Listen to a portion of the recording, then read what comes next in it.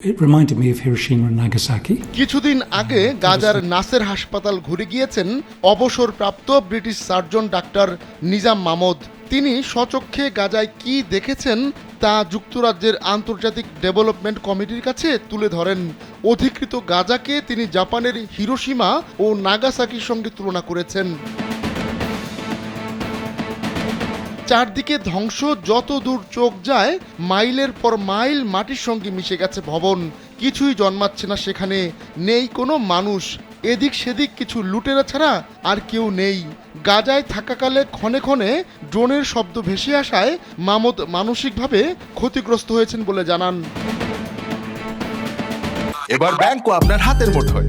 Balance transfer, mobile recharge, bill pay থেকে শুরু করে যা চান সব হবে এক মুহূর্তে। NRBC planet. তিনি বলেন এটা বিপদের প্রতিনিধিত্ব করে, সব সময় বিপদ ছিল সেখানে। এছাড়া আর যে শব্দ কানে ভেসে আসতো তা ছিল বোমা। আমি 1 মাস সেখানে ছিলাম, প্রতি 1 বা 2 ঘন্টা পর পর সেখানে বোমার বিস্ফোরণ শুনতাম। এমনকি মেডিকেল সামগ্রী গাজার ভেতর নিয়ে যেতে দেওয়া হয়নি তাদের, সীমান্তেই সেগুলো পড়েছিল।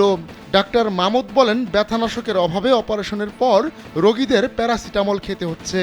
ব্রিটিশ এই ডাক্তার বলেন ব্যক্তিগত ব্যবহারের বাইরে আমাদের কোনো মেডিকেল সামগ্রী নিতে দেওয়া হয়নি।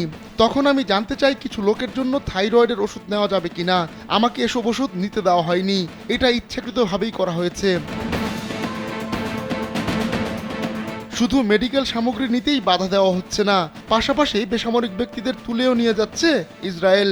তেল আবিব কখনো সশস্ত্র ড্রোনের বিষয়টি স্বীকার করেনি, তবে কিছু মিডিয়ার প্রতিবেদনে এ ধরনের ড্রোনের খবর উঠে এসেছে।